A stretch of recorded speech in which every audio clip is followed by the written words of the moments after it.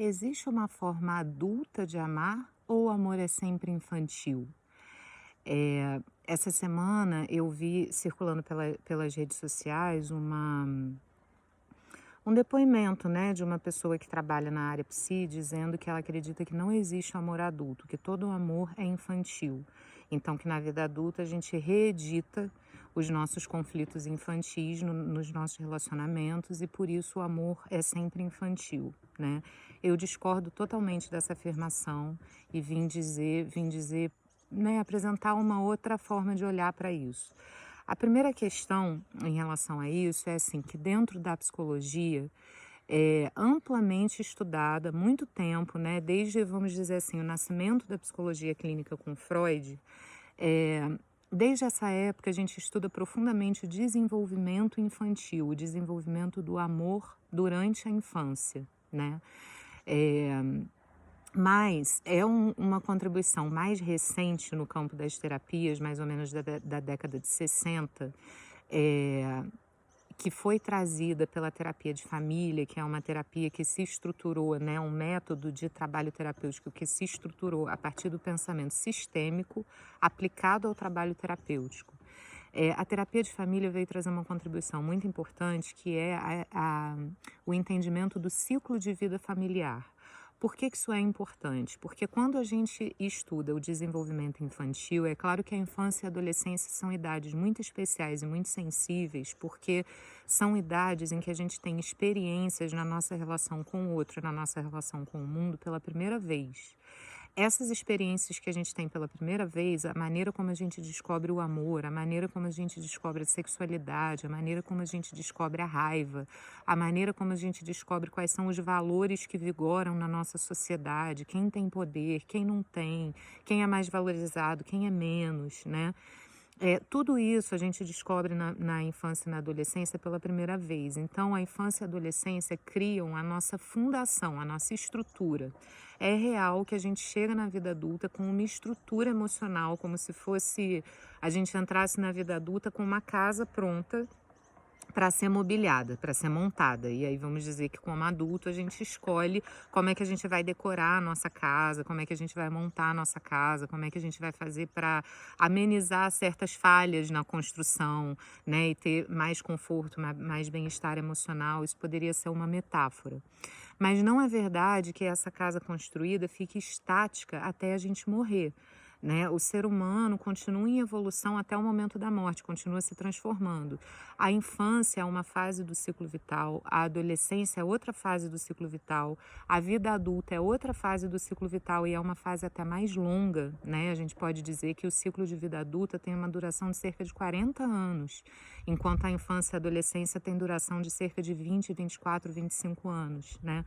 E depois a gente entra numa outra fase do ciclo vital, que é a velhice, o processo de envelhecimento em direção à morte, isso considerando um ciclo de vida que não tem uma interrupção trágica, né? É, durante seu processo. Então, o ciclo de vida adulto é um ciclo de vida específico em que nós entramos em contato com questões específicas da vida adulta.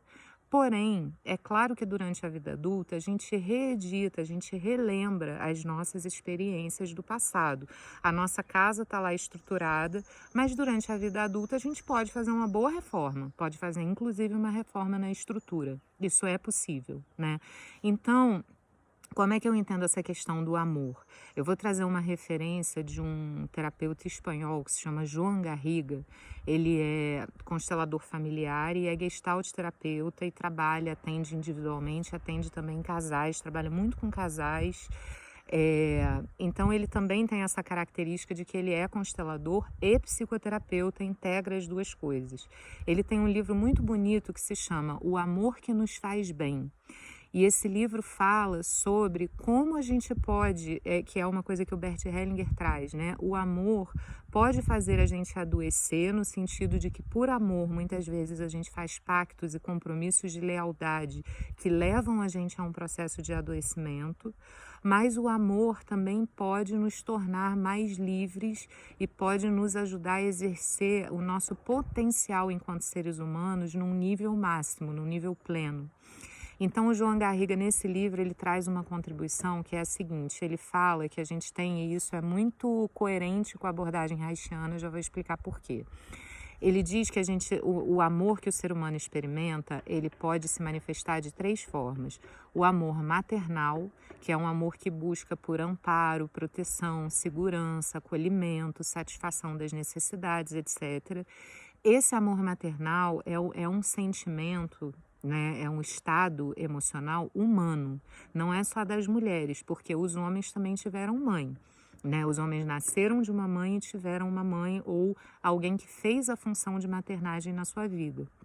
Então, o amor materno é um amor que fala dessa necessidade, desse lugar e, bom, vamos devagar, fala dessa necessidade, desse lugar de afeto, nutrição, satisfação das necessidades, proteção, segurança. Depois ele fala que existe um outro amor, que é o amor que ele chama de admirativo, que é um amor que passa por um processo de admiração e reconhecimento pelo valor que a outra pessoa tem, né? Essa pessoa tem características, tem um jeito de ser, tem um modo de se colocar na vida, que eu admiro essa pessoa, né?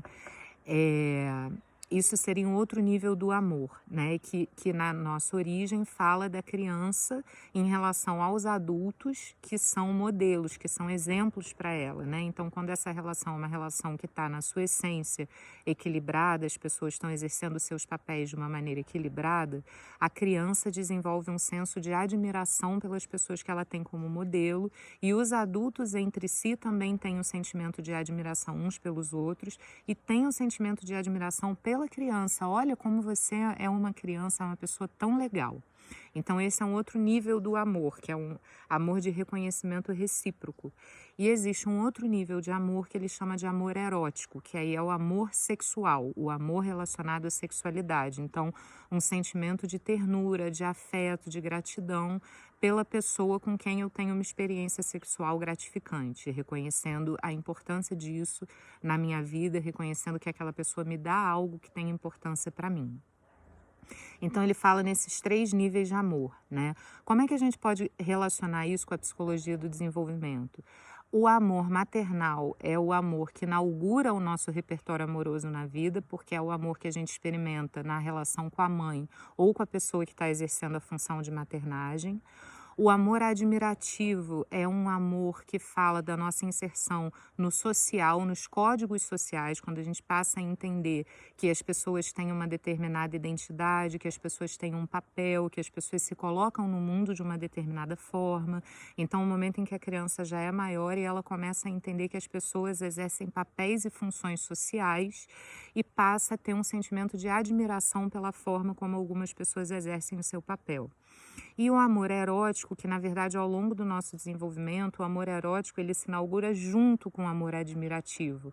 E isso é uma coisa muito interessante, né? Porque uma das consequências da repressão sexual, uma das consequências da proibição de que a criança experimente as suas sensações genitais, né, de que a criança experimente através do seu corpo, das suas sensações corporais, prazer erótico, essa repressão faz com que a criança desconecte essas coisas, né? Então, na sua origem, o amor admirativo e o amor erótico, eles nascem juntos, mas ao longo da educação com processos de repressão, eles podem se desconectar, né? Então, são amores, são formas de amar que se inauguram ao longo do nosso processo de desenvolvimento. Voltando à nossa pergunta inicial, então, qual é a diferença entre o amor infantil e o amor adulto? Para responder essa pergunta, eu vou me remeter a um outro teórico que se chama John Bowlby, que é um psicanalista inglês que foi o criador da teoria do apego. E o John Bowlby fala o seguinte, a diferença entre o adulto e a criança é que todos nós, enquanto seres humanos, na nossa condição humana, todos nós precisamos desenvolver relacionamentos, desenvolver vínculos que nós sentimos que representam uma base segura, emocional para a gente. Isso é uma característica, na verdade, dos mamíferos, não é nenhuma característica só dos seres humanos, né? Os mamíferos têm uma condição em que eles buscam, para a sua preservação e para a sua sobrevivência, o estabelecimento de vínculos seguros, de uma base segura. Durante a infância e a adolescência, a gente precisa ter uma base segura. Durante a vida adulta, a gente tem condição, a gente continua precisando ter uma base segura, mas a gente tem condição também de ser a base segura de alguém. Essa é a diferença entre o amor infantil e o amor adulto. O amor adulto é um amor que consegue doar de verdade, consegue doar sem se perder. Então, apesar do amor continuar tendo essas mesmas tonalidades, né, que são inauguradas na infância, mas a gente continua sendo ser humano a vida toda, então são inaugurados na infância e depois essas formas de amar continuam acompanhando a gente pela vida, mas além delas poderem amadurecer ao longo da nossa vida, quer dizer, a maneira como eu busco, quando eu sou criança, proteção e acolhimento, é talvez pedindo colo para um adulto. A maneira como eu busco proteção e acolhimento quando eu sou adulta é pedindo um abraço, mas eu não tiro meus pés do chão, né? Então, a maneira como a gente vive o amor muda ao longo da vida, ele ganha outro tom, né? Mas a principal diferença entre a criança e o adulto é que o adulto ganha a possibilidade de ser base segura para alguém, para outros adultos e para crianças e adolescentes. É claro que essa possibilidade de ser base segura de alguém não é uma coisa que a gente desenvolve de uma hora para outra no dia que a gente se torna adulto, isso vai sendo desenvolvido ao longo da vida. Mais um detalhe, uma coisa muito importante aqui é que as crianças e os adolescentes podem ser base segura entre si em relacionamentos de amizade ou com crianças menores do que eles, né? Com irmão mais novo, com amiguinhos, com, né, enfim. Mas a criança e o adolescente não podem ser base segura dos adultos. Isso representa uma inversão de hierarquia que deixa a criança e o adolescente com uma sensação profunda de desamparo. Então, ser base segura para alguém é uma função do amor adulto, mas é uma função do amor adulto que a gente vai treinando ao longo da infância e da adolescência, observando os nossos modelos, a maneira como os nossos modelos lidam com essas formas de amar e também exercitando isso no nosso relacionamento entre iguais.